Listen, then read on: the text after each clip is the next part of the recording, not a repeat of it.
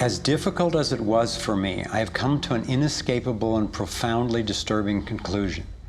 I believe that an elite group of people and the corporations they run have gained control over not just our energy, food supply, education, and healthcare, but over virtually every aspect of our lives. And they do it by controlling the world of finance, not by creating more value, but by actually controlling the source of money. When I followed the money, I found that it took me up the levels of a pyramid. Here we are at the bottom level going about our daily lives. Above us is government, people who are given a monopoly on force and use it to tax and control us whether or not we agree. But who controls them? At the next level are the corporations. Many would say that it is now corporations and not nation states that rule the world. They call it a corporatocracy. To acquire the world's resources and control the markets, this corporatocracy must have access to cheap money. The big corporations get their loans at special rates from the big banks, which means that those who control the major banks, the moneyed elite, ultimately control the corporations. As I've followed the money, I've learned that almost everything I once believed about money is simply not true. It's interesting how few questions we actually ask about very everyday things, like when we go into a bank and we ask for a loan of, say, $50,000, £50,000, what actually happens? You see, most people live their lives based on a kind of vague image of what happens. What actually happens is you ask for £50,000, they type into your account £50,000. That's all they do. They don't mint any coins, they don't print any money, they don't move any precious metal anywhere. They just put £50,000 into your account on a computer screen. From that moment, you start paying interest on money that has never, does not, and will never exist. It turns out that banks actually have about 9 times as much money loaned out as they have on reserve in their vaults. This is possible because of what's referred to as fractional reserve lending. The way it works is that the Federal Reserve, or the central bank in any country, is legally allowed to determine the amount a bank must have on reserve. In the US, it's currently around 10%. So if you deposit $10,000 into the bank sets aside 10%, or $1,000, and then loans out the rest of your money. The way it works is, say another person comes into the bank and asks for a car loan of $9,000. At this moment, the bank loans out the $9,000 from your original deposit. It isn't there anymore. The borrower then pays the person selling the car, and they go deposit the money into another bank, which is part of the same central banking system. This $9,000 is treated as a new deposit, and the process continues. The money gets redeposited and reloaned until the initial deposit of $10,000 becomes $100,000. The banking system just created $90,000 by loaning out your money. Apparently it began with the goldsmiths in the 17th century when people were trading in gold. Gold was heavy to carry around, so people stored the actual metal in vaults and traded receipts instead. Those receipts were the first paper money.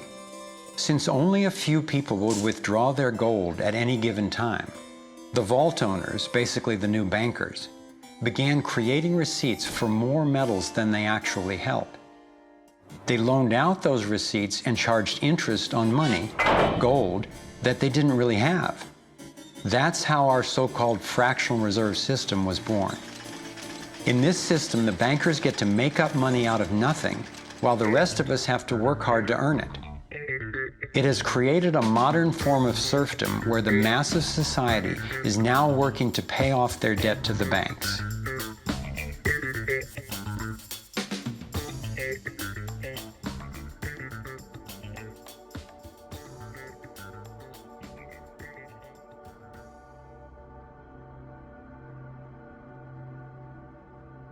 Under this fractional reserve scheme, we inevitably become debt slaves to a ruling class of financial elite, not because they are better or smarter than anyone else, but because they have rigged the system to benefit themselves at the expense of most people on the planet. Catherine Austin Fitts is an expert on this issue. She was an Assistant Secretary of Housing and Urban Development under President George Bush Sr., and then an advisor to the Clinton administration. Let's set up a game of Monopoly and you want to buy Park Place. What I can continually do is just print money, give myself more money, lower the value of your money by printing more. No matter how hardworking you are or how successful you are, I can always end up buying you for free. So how come if you or I make up money, it's called counterfeiting, but if the banks do it, it's increasing the money supply? How did the banks get this power? This is Jekyll Island, where in 1910, representatives from the Rockefellers, Rothschilds, Morgans, and other private bankers gathered secretly to draft the legislation that would create the Federal Reserve. Ed Griffin literally wrote the book on what happened at Jekyll Island. Central banks are banking cartels which have gone into partnership with the respective governments in the countries where they operate. And they've been given monopolistic power over the creation of the nation's money supply. That's what the politicians handed to them as a gift, you might say, for the partnership. Now, in return, what did the bankers do for the politicians? They promised to create money out of nothing, now that they've got this legal power to do it anytime the government needs it. And since 2008, we've witnessed the greatest fake money printing run in recorded history. This financial sleight of hand disguises the costs, hides who's to blame, and leaves us as debt slaves working to pay off the bill. I found it revealing that in the same year the Federal Reserve was founded, 1913, the Internal Revenue Service was also established. An income tax was then instigated so you and I would have to pay the politicians' debt plus interest to the bankers. The problem is we have a privately owned central bank system in the United States disguised as a government-owned system. Now, if you look in the telephone book here in the Washington, D.C. area, you look up for Federal Reserve in the blue government pages, it's not there. It's in the white pages right next to Federal Express. It's a privately owned central bank. What is the proper relationship, what should be the proper relationship between a chairman of the Fed and a president of the United States? Well, first of all, the Federal Reserve is an independent agency, and that means basically that there is no other agency of government which can overrule actions that we take. There is no other agency of government which can overrule actions that we take. We have a private bank that prints money on behalf of the Treasury. The Federal Reserve prints money on a debt-based system which creates scarcity. But it puts a group of insiders in a position of having access to all the data about the economy when we don't. So you have a small group of bankers who understand the data on how the money works in the economy, and it gives them the ability to print money in a way that the insiders are protected and everybody else is drained. Catherine went on to compare a healthy economy to a vibrant torus, balanced, freely flowing, and energized throughout, in contrast to what's happening in our current economy. What you have is a system that's very dynamic, and it's trying to optimize. But intertwined in the core of it, you have a tapeworm. The way a tapeworm works in your body is it injects a chemical into your body that makes you crave what's good for the tapeworm and bad for you. You have a parasite that's very much manipulating and engorging itself at the expense of the whole. We live in a tapeworm economy where the financial elite are the tapeworm and they're feeding on us. And they don't like it when people blow their cover. After Catherine began exposing government corruption at the highest levels, the FBI raided her company and seized its assets. She was dragged through the courts for 10 years before being found innocent. So we've got the Federal Reserve, a privately owned corporation with a monopoly on creating money, but with no accountability, backed up by a government with a monopoly on force. The country got sold on the Fed as an institution that would help stabilize the economy and remain independent of politics. But in fact, in close to a century of existence, the Federal Reserve has done just the opposite. Since they took charge, we've been robbed through inflation, and the purchasing power of the dollar has declined more than 96%. And the wealth gap makes it clear most of the money is going to a very few.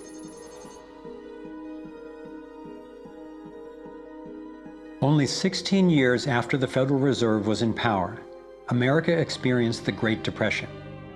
My research revealed that before the big crash in 1929, the elite bankers pulled their money out of the stock market.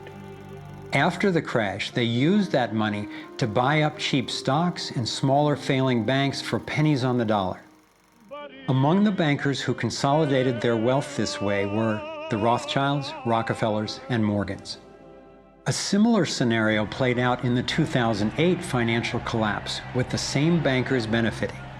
In the years leading up to the collapse, the biggest banks, including Bank of America, Citigroup, and Chase, controlled by the Rothschilds, Rockefellers, and Morgans, were bundling and trading bad loans that they knew would eventually fail. It's like putting rotten oranges in a box and selling them as grade AAA. The bundlers of the debt knew it was only a matter of time before someone would open that box and see that the content was worthless, since they were the ones who packed the boxes in the first place. When the rotten oranges, what we hear about as unsound loans, derivatives, and credit default swaps, were finally discovered, everyone was impacted. People lost their homes, their jobs, their businesses, and their retirements. Meanwhile, the biggest banks who created the problem in the first place were the ones who got bailed out. Why's that? Why would the Federal Reserve give trillions to the banks, even though the majority of Americans were against bailing them out? And why not help those most in need rather than the perpetrators of the financial collapse? My research led me to believe that the same people who created the Federal Reserve, the Rothschilds, the Rockefellers, and the Morgans, still control it, and they use this scheme to bail themselves out at our expense. Many of the banks created are still the most powerful lobby on Capitol Hill, and they, frankly, own the place. I'm convinced that the near collapse of the economy in 2008 resulted from an orchestrated pump and dump scheme designed and executed by the big bankers to consolidate wealth and power. David Icke explains how he sees the Federal Reserve rigging the so-called business cycles. Stage one, it's like throwing a fishing line out. Stage one, you put lots of money, units of exchange, into circulation. You do this by pushing interest rates down, by making lots of loans. This is the part of the cycle we call a boom. Because there's lots of units of exchange in circulation, there's lots of money changing hands. That generates lots of economic activity. That generates jobs. And as more and more money is spent, there's more demand. So companies take out more loans of fresh air money to increase their production. People get confident in their everyday lives. Hey, you know, I work for this company, they've got lots of orders, it's really going great, my job's safe, I tell you what, we can have a bigger house. Then they start to change it. What they do is they pull the fishing line in. They push interest rates up. Now, fewer people, are taking out loans, and they make the criteria for having a loan from the bank stronger anyway. And also, now, as interest rates have gone up, a larger part of people's income is going to pay back the extra interest and not being circulated in buying things. Suddenly, there's nothing like as much money in circulation, and therefore, fewer things are being bought. Companies start to go down in terms of their profits. They start to shed jobs, and they start to go out of business. People lose their jobs, they can't pay the mortgage anymore of the big house they took out in the good times.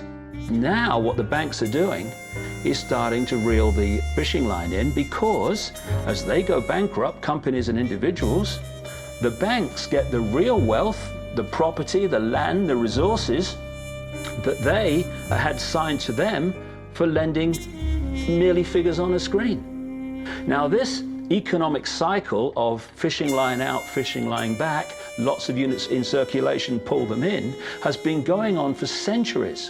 And what it's done, it's stolen and accumulated the real wealth of the world in the hands of the few.